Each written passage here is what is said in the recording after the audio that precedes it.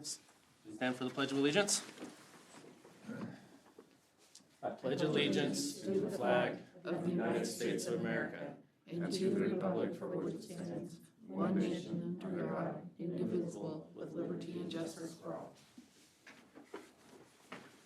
All right.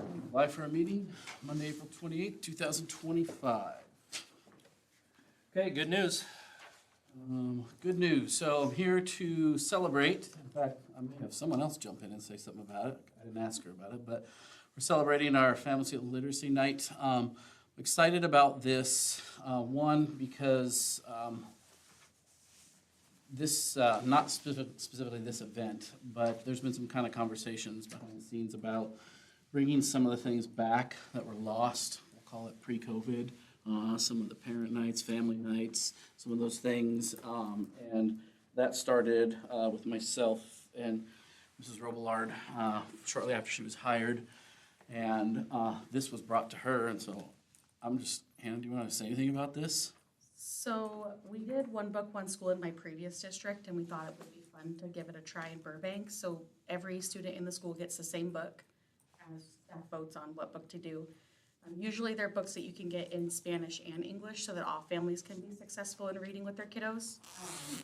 But the school follows the same schedule. Teachers recorded chapters, so if they didn't want to read themselves, they could watch it on Dojo.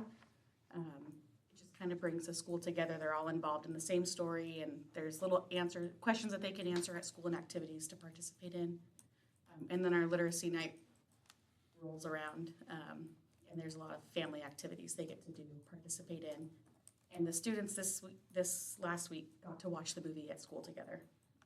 And so next year we're hoping to do it as a family event to watch the movie together, but for this year it was just as a school.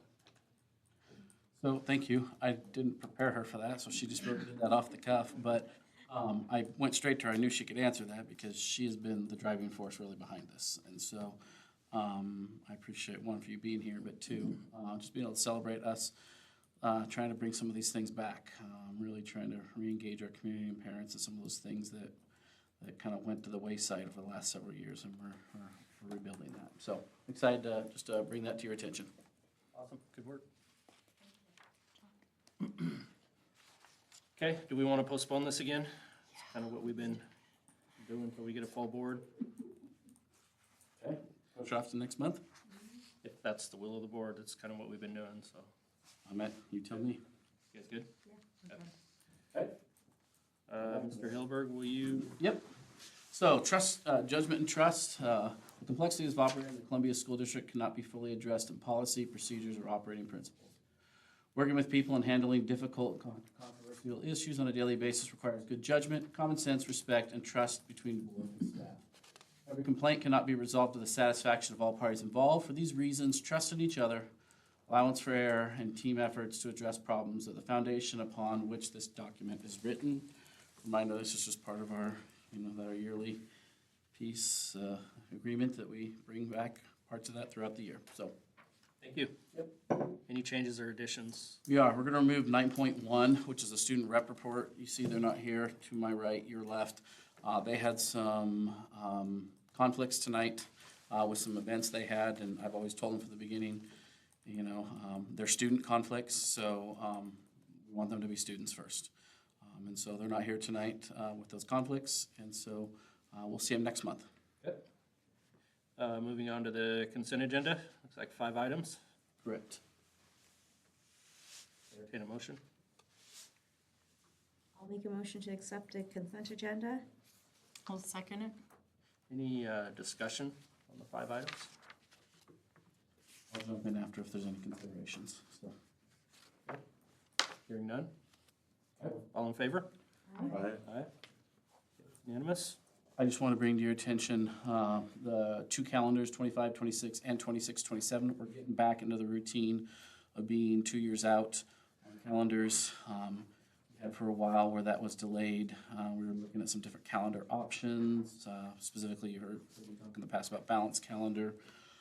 With this, with the motion you just passed, we'll be communicating out to our community now that we'll have multiple years out. It just helps staff, helps community, just kind of plan ahead on those pieces. So It just takes board action. If we have to make adjustments, I'll give you like a prime example would be some of the conversations were around possibly another local school district around us changing a spring break that may have had some impacts on student schedules. I can always bring it back to the board. I work with our associations on things of that nature. But to the best of our ability, we're trying to get those dates and stuff out to our parents and families as far in advance as possible. We know a lot of parents, community members like to plan vacations more than a year ahead. So just, we're getting back to that. Okay, good. Enrollment? Any visitors? Oh, That- sorry. Hearing of visitors? Anybody? Thanks. Okay. for being here. Thank you for being here. Thanks, Todd. Yep. Enrollment? So, enrollment. So April 2025, take us through enrollment, budget status. We're still out, but I'll walk us through this. So enrollment, you can see, I'm pleased that our enrollment numbers are slightly up. This month for April, we went from 741 to 745. We did do the year in average. We're still at 744, so enrollment still, we're still strong. We're pleased where that's at right now. Still behind where we were last year at this time, but we're still pleased that we're not seeing a big drop right now. General fund, you can see our general fund balance, $1,949,074. The estimate for the year end, I'll come back to you at that point, because that's gonna take your averaging, and I need someone else at the table to help me with that piece, but I can give you the required part of what we have, which is our fund balance piece. Capital projects, you can see we're at $213,410 for our capital projects fund balance. Debt service, $263,486 for debt service. Slowly building that back up, make our payments there. ASB fund, $181,516. Transportation vehicle, I'll come back to this slide later in our presentation, but $39,781. We're slowly building that back up. I have a transportation related item that I'll come back to this one later. The ASB fund, Yes. does that get higher towards the end of the year just because of like senior stuff and? We like to see it get spent down, but again, we're at the mercy of students and the ASB. Again, we're not a large driver in that. It truly is what it's meant to be, is run by the ASB.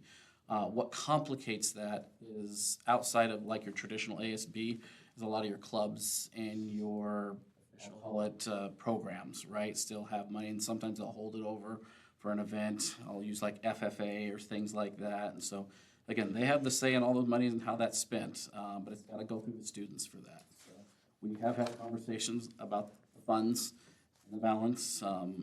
Again, you're truly at the mercy of our student body, voting things through and pushing those things through. I just thought it's higher than it's been. I didn't know if it drove itself up generally every year. You'll see some things coming out of there. I mean, you know, I've seen some things come across my desk recently out of that. So again, we'll just kind of see that fluctuate. We want to obviously keep that down, but again, as you add more clubs and add more things, you're going to increase some of that revenue as well too. So it's not just like we're sitting there holding on to that. Good, thank you. Good question though.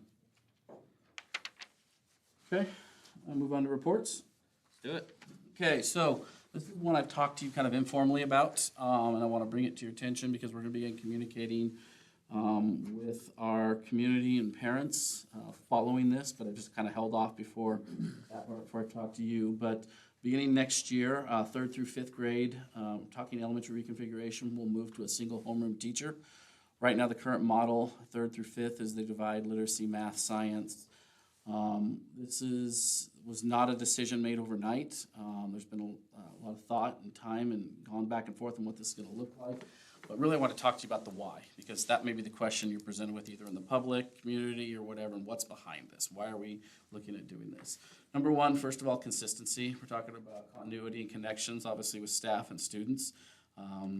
We're with the effort and the time we're putting into a lot of the SEL, social emotional stuff. We do believe that there is something to be made at those younger levels for consistency of a homeroom piece on that one. We're also looking at adjusting our remedial and enrichment support. And really what we're focusing on is really the teamed approach. And I bring this up at looking at kind of a walk, and I'm using an example, like a walk to read, walk to math. It's not that kids will be there necessarily their whole time, but in those upper levels, we're also, I'm having conversations, Jillian's having conversations with me really about how we look at teaming those with reading and math, doing a walk to read, walk to math model, which basically means they can get their instruction. Maybe they go somewhere else for enrichment, remedial support. We don't have all those finalized, but really that's coming out of the work, coming out of our district and building, MTSS and PBIS teams. They're not necessarily driving this, but they're certainly adding what we'll call all the support to these pieces as we continue to develop what that looks like in our buildings.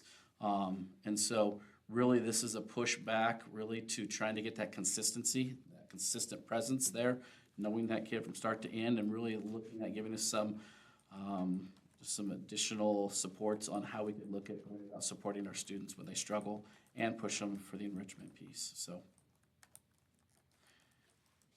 you guys want to add anything to that? I know it's at least been discussed, but Walk twos are fun. Second grade's doing walk to math right now. So it's fun to see we can hit the lower kiddos that are really struggling, hit them where they need it, but also extending into higher standards for the kiddos that are ready for a push outside of the general curriculum. So.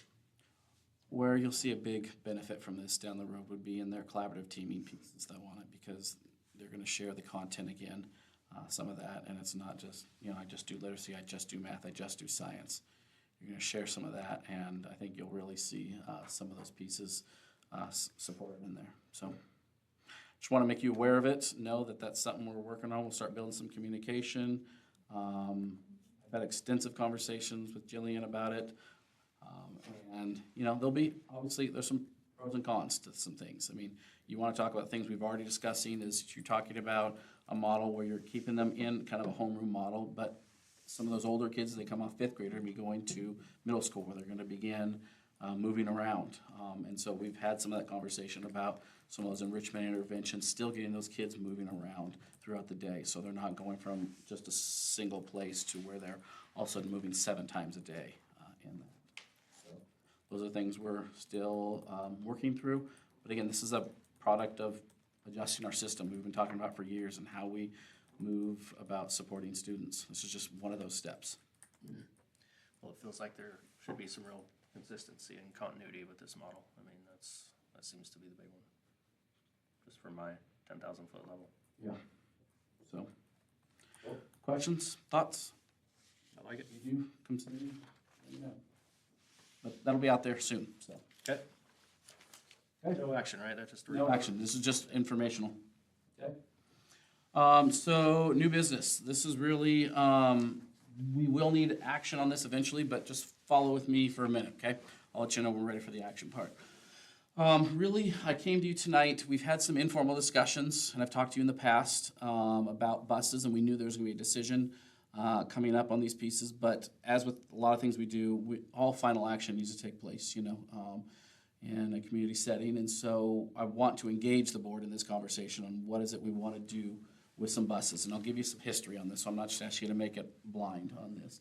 But what I'm bringing to you tonight is Bus 16, and I'm asking for a surplus, is not the right word for it, but a declaration of either declaration of surplus or declaring it obsolete. So that's what I'm looking for the board tonight, is action on Bus 16 and Bus 4, declaring them surplus or obsolete. Keep in mind, if you choose to, you can declare one and the other. It doesn't have to be a package, all or one piece. But I want to give you some history on it. I'll certainly give you my opinion on it, because you'll probably be asking me my opinion. But then we just have to take action on it, okay? Any questions before I dive into the history on this? Okay, so reminder, transportation updates, just to give you, we talked in the fall. Deanna came out and gave you an update, so I'm just going back reminding you.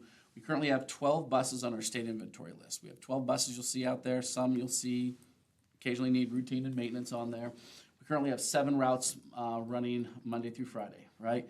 The old rule of thumbs, we're trying to maintain at least as many numbers of the routes that we have on our depreciation list, and we're currently doing that right now, where we're sitting. The removal, if we decide to surplus or declare them obsolete, will still give us 3 backup buses right now. okay? So we'll still, even if we decided to, at the end of it, declare those obsolete or surplus, we'll still have 3 backup buses, okay? With the idea, we're tentatively planning to purchase 1 to possibly 2 buses as early as next year. As a reminder, that came from, at one point several years ago, the district purchased 3 buses all at once. One of those buses has already been replaced, and we replaced it because we had enough transportation vehicle funds, the foresight of the board, in the past to really get this up and going. We generated enough funds. You get your annual depreciation every August, and as a reminder, you keep purchasing these buses because they pay for themselves over time. What happens is if you let the depreciation fund fall off, they stop giving you that money, and then you have to go to your community and ask for bonds and levies, and that takes from your general fund out of those pieces, right? So it's one of those things you maintain, it keeps paying for itself. Keep in mind that transportation money, why I always report to you on that is because it can only be spent on transportation. It's earmarked, it's given you for this and can only be spent on that, right? So, in August 26th, we'll receive our final payment on 3 buses that are coming up. And keep in mind, those end payments are always kind of balloon payments. You'll get your annual every year catch up on that, and then anything else that they bring up the bus, what they call it, to a fair market value, right? So I'm just gonna make up a complete made-up number. Let's say you got $9,000 for every bus every year, for the last how many years. That end number, you could get $20,000 for that bus, because it's like a make-up payment. Now, again, those aren't exact numbers. Don't quote me on that, but just give me the system of how that works. Keep in mind, I reported out to you tonight, we have 39,000 still in our transportation. Buses are costing us, depending on the type of buses we're asking, we've been ordering anywhere from 150 to all the way up to 180, almost 200,000, the type of bus that we're looking at. Am I pretty close to that, Dana? Again, smaller buses, big trip buses, storage, they all have their own different unique pieces to that. I do know our next payment we've got coming in, I looked at it, that's what I found. I did find it, even though we weren't able to, the EDS piece where we get these, the website's down right now, so I was trying to get you the latest information. But next year, we'll have over $100,000, and it'll be beyond that. So I'm just telling you, it'll be a decent payment, but that following year, we're gonna have another big kick in of those monies, which is why I'm telling you, we've got at least 1 to possibly 2 buses coming back on depreciation with these purchases that we'll have for transportation, earmarked just for transportation. So keep in mind, we'll have 12 now, minus 2, would be 10 with 7 routes. We've still got enough, and we're looking at bringing 1 or 2 on, okay? Because keep in mind, we're gonna have 3 falling off in 1 year. So we're in good shape, is what I'm telling you. If I was to really summarize all this, say we're doing okay, and we're right where we need to be with the pieces you've always asked us to maintain with the depreciation schedule. So, let me give you the insight on what's going on with our 2 buses. Bus 16 that we're talking about, it is a 1992 bus. It is our oldest bus that we own here. It is no longer on the depreciation schedule, okay? So we're not gaining any money from it. It's not currently running. It is sitting there, and we need to either fix it and then get it what's the word I'm looking for? Get it re-inspected. That bus, both buses are just the one. Both buses would require a special trip up to Spokane for to get it back in service. And the starter has been replaced. It went out, and so this is a bus we've had in multiple times, and we're just continuing to throw money at it, right? And it's our oldest bus, a 92. So I bring it to you tonight for a conversation of, do we want to declare this for surplus or obsolete? I'm suggesting to the board we do that, but I'm open to your conversations and questions here in a minute. I know, like I said, we've talked about this. The second bus is a little different, so this is bus number 4. This is also not running right now, and it's not on our depreciation schedule. So both of these buses have mechanical issues. Bus 4, unfortunately, we replaced the turbo just 2 years ago. That wasn't a cheap fix. Unfortunately, the warranty was only 12 months on it, and it went out almost 24 months, pretty close, right? 24 months, it was a year after that. Both of these buses, we believe, based on the fixes, keep in mind, we've already had them in there and had something fixed. We believe there's something else still going on there that we need to invest some additional diagnostic and some other work into it to do that. And so we'd have to just put some more money into that to do that. We're not getting any more money out of that. It's just whether or not we want to put the money into it for it to sit there as a backup bus. I remind you, we still have 3 backup buses right now. If we were to replace that one, we're at least $10,000 in to replace the turbo. We already have $720 into diagnostic we need to pay already just to get the bus back. That's where they're at with that. So, the things that we've talked about in the past is what would it take? What are we gonna get? What's the pros and cons of making one decision or the other? To declare it obsolete, the board has the ability to just basically say they're non-functioning buses.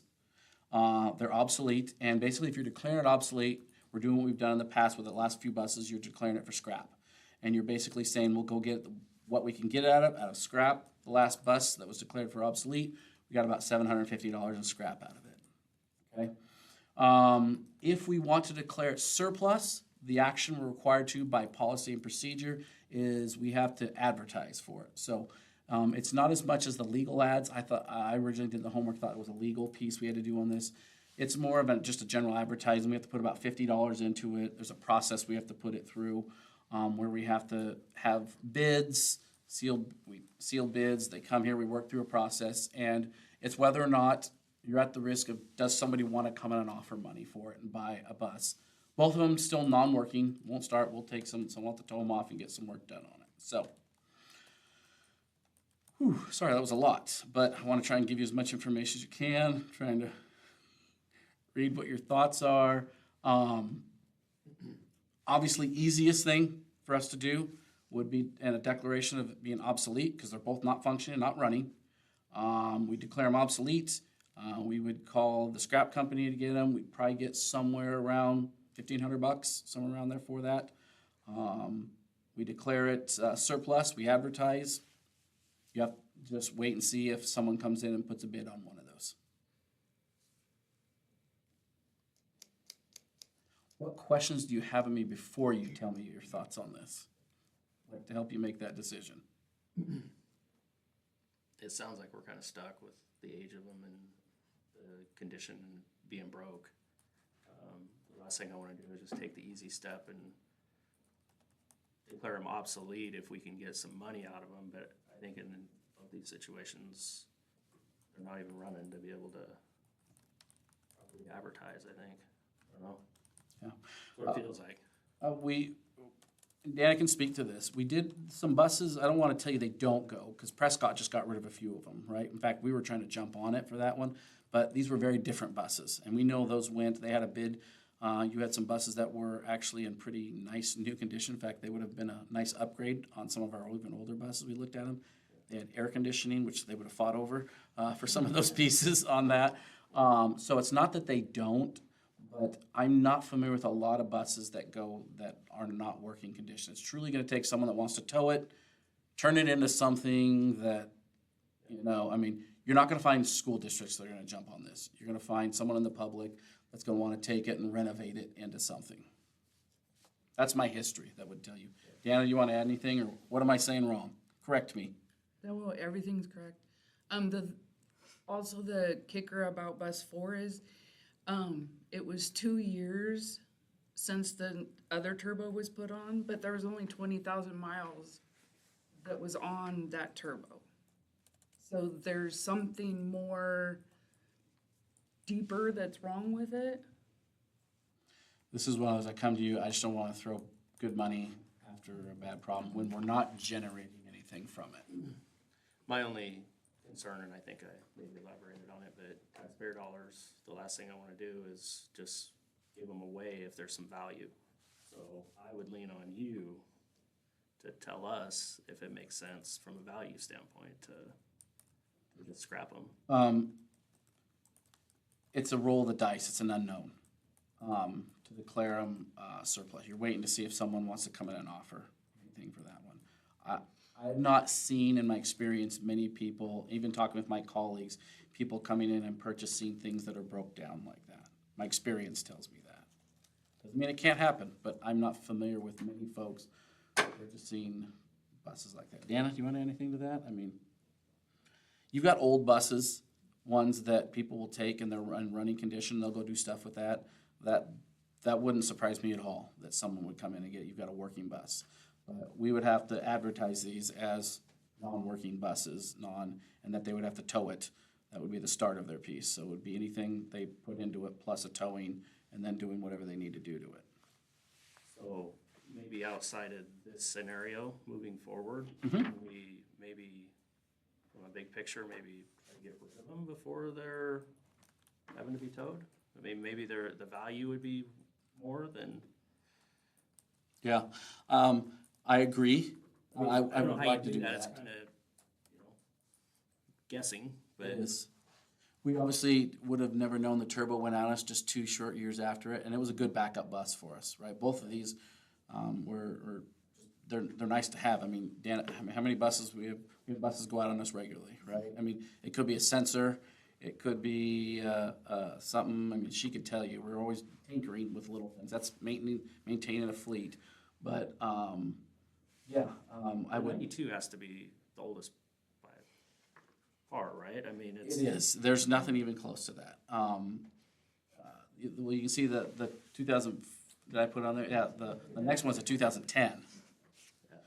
So, That is the next. 92 was a good year, but, pretty close. There may be one in between that one. Really pretty excited. when 12 that is in bus came. between. Yeah, I think there's one bus in between. But I will tell you, the reason we didn't, and the reason we've held on to that 92 bus was because before this, she'll tell you, that was one of our good buses that they liked. I mean, it was one of those that, but we're at that point, we've already fixed it once, we're having to look and fix it again, there's something else going on.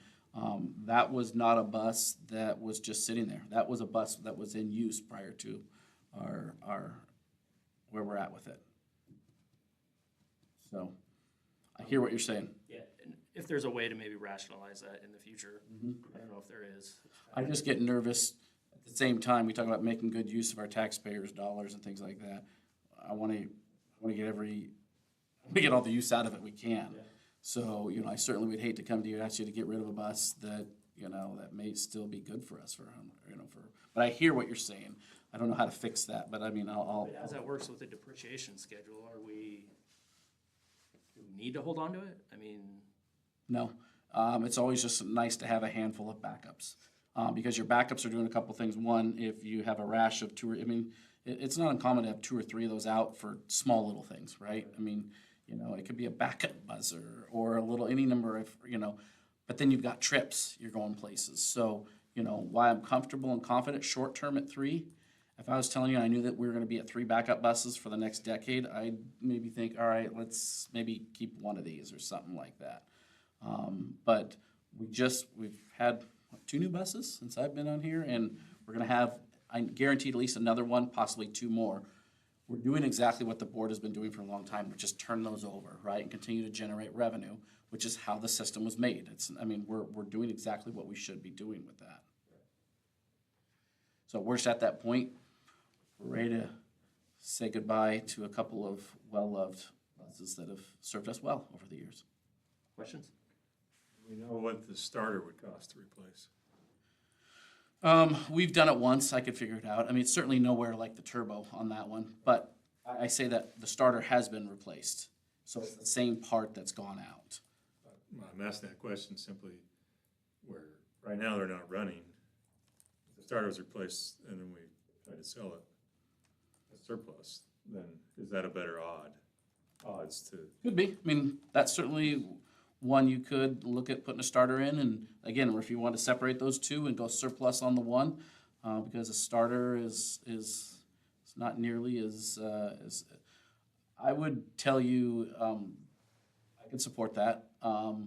I certainly would suggest doing that for bus 4 though. Yeah, I can see that. I don't want to invest $10,000, but that's what I'm curious.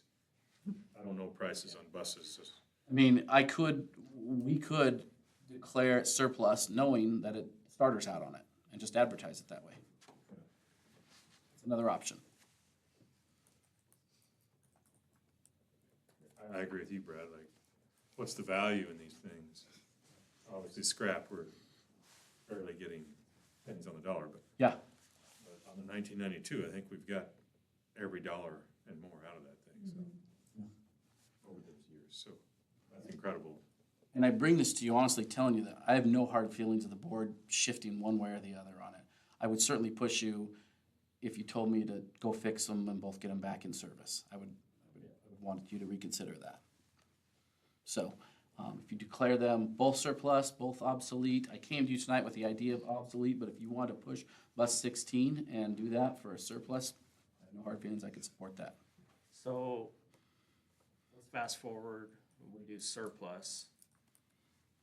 And what if it doesn't sell? We'd have to declare it obsolete. It's paperwork on Dana's side. She has to do some things in the background. It's just paperwork and some things with, it goes to a regional transportation coordinator, and it's just, how that's done. So does it come back to us to declare that? We'd probably have to come back and switch it from that to that, yes. So that's really the extra step if all goes bad. Yeah. And the cost of the starter. If we declared that one surplus, I have a good feeling probably it would go surplus. It looks like, okay, on eBay, it was about that year going anywhere from like 2,500 to 4,000 or 5,000. And on working condition? It says mint. Repair. Doesn't say mint condition, Mint condition. barely used. Anna, do you want to say anything? I mean, what am I missing? In terms of, she and I, we have these conversations all the time, so. Bus 16 we got from Prescott, and when we got it from Prescott, we didn't realize, or people didn't realize that it needed a new floor put in. It had a $10,000 floor put in it. But yeah, it was very used, and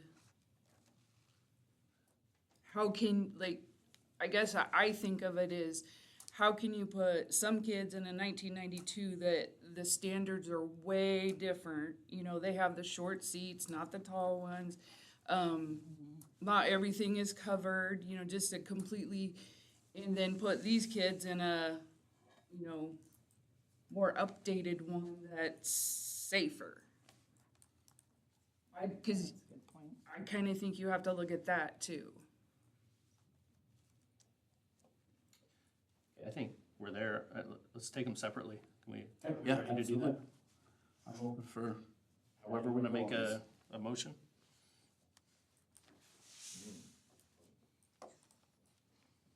We can talk, I mean, talk, yeah, see what you want. Yeah, I guess what's our consensus? Let's get a motion on the table and then we can talk it out. And then we can vote it down or up.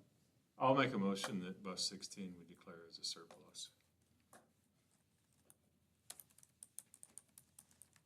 That's the one with the starter, right? Correct. Top one. Yep, bus 16, 1992. I'll second that. Any further discussion? All in favor? Aye. Aye. Unanimous? 16 surplus? Okay. Bus 4?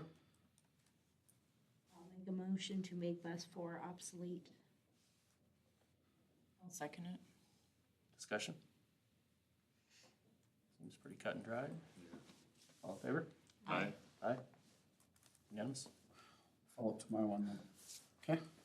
And I guess, yeah, if you have issues with bus 16, we can discuss again. It's just the paperwork, like I said, we'll follow up and we'll work on that, see what that looks like. Okay? We had to have action, so I appreciate you guys doing that. And again, that's not easy, but that's why we have to have these conversations, so. Board calendar review? We are meeting in May, so we'll have our annual bills. We'll take care of business, we normally do, pay the bills, but, May, I didn't put on it because we had a conflict with Keely tonight, who's supposed to be our administrative report, CTE. You will have 3 administrative reports next month. You'll have your annual CTE report, you'll have your annual, WA report, and, Mr. Kramer, your technology, yearly technology report. So, WIAA, what is that, J? Yeah. or- Yep. Final report. Okay, you got anything else? That's it. Anything further for the other district? Good? Okay, we're adjourned. Thank you.